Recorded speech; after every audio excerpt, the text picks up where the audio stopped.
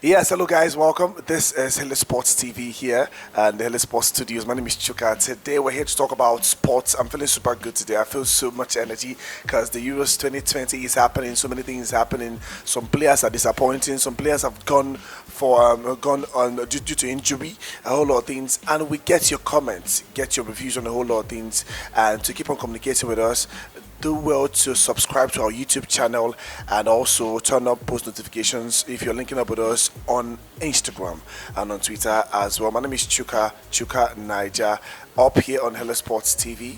Let's go and come back, and I'll introduce my guest and the topic after now. Stay with me.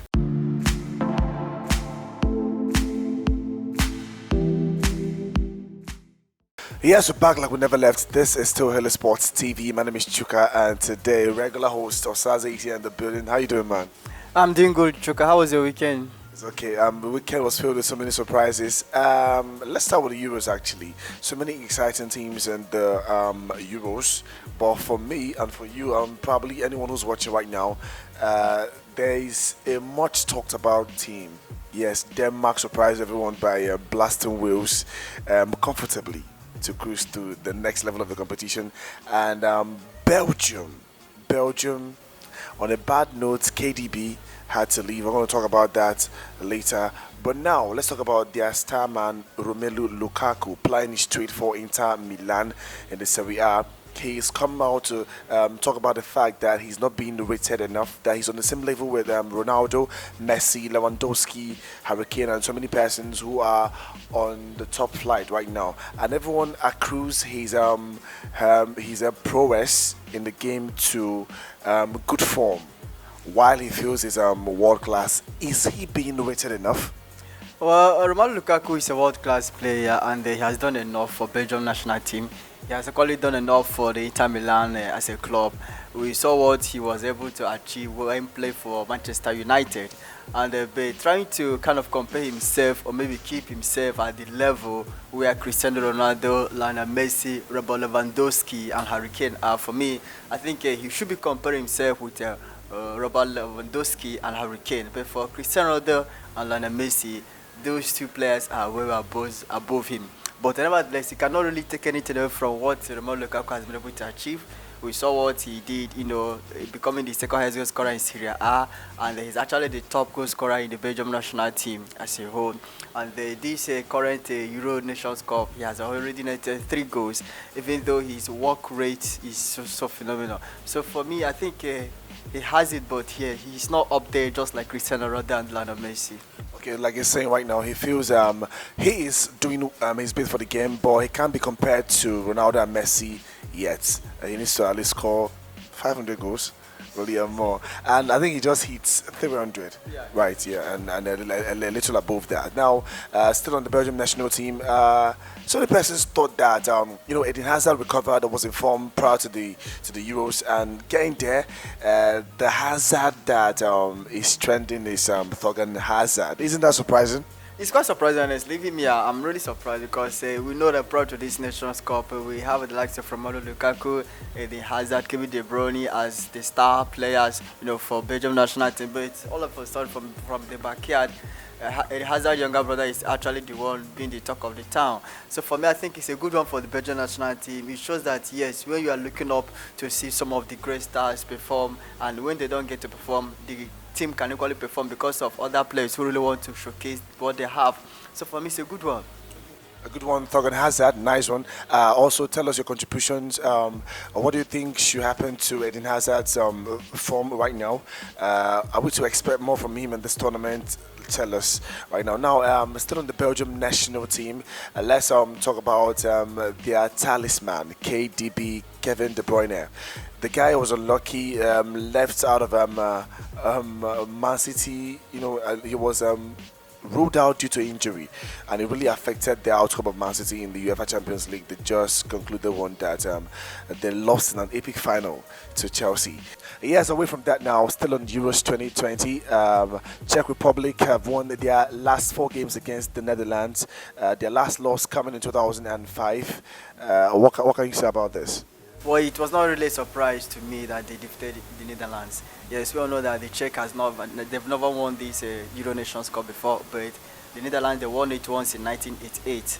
But if you look at the way they actually approach this year's tournament, they played against North Macedonia and the talking about the Netherlands. They played against the likes of Ukraine and Austria. For me, they were not strong opponents, unlike the Czech Republic guys that played against the likes of England, Scotland, and Croatia. So I was really expecting probably a kind of a 60%, 40% proposition against the Netherlands. The Netherlands did not really impress me at all, despite the fact that Delight had a red card, but they did not really impress me at all. So for me, I think the Czech Republic, they still maintain their bragging right against the Holland side. So Germany and them like. So who do you think is going to come out from that encounter? Really, who do you think? Well, it will be a very tricky encounter. The Italy national team, the last game they played was against Austria in the round of 16. Although the performance, was actually below par because they didn't perform, below people's expectation. But they were lucky because if not because of the Vida started free, Austria would have won that game. Because you see that head that goal scored by Anatovic, it was actually ruled out for offside during the normal time. That was the only goal scored during the normal time. Now, the Italy national team manager, talking about Roberto Mancini, made an important change during the game in the second half. And the two guys he brought in scored the 2 goals in the extra time. So now Italy, for me, nobody gave them any chance, but I knew they would perform well in this tournament. They don't have big names in their squad. Going into Friday's game against Belgium, who are really trying to see how they can get at least a silver win for the first time in their life. The last, the closest they came to the World Cup was in 2018, okay, when they were actually projected out, yes, in the semi-finals. Now, talking about the Euros, they've actually lost in the semi-finals in the Euros, okay, they actually lost in the finals in 1980 and they finished third in 1972 in Euros. Now, they really want to make a mark in this tournament, and this golden generation cannot really disappoint their fans, their country, and people who love them. So if you ask me honestly, Chuka, Belgium against Italy is a very tricky game, but looking at them on paper, Belgium, they have upper hand. But if they played against Italy the way they actually approached the game against Portugal, they may be disappointed. And Italy on their own part need to improve on their game as well, because I was not really impressed with their performance against Austria.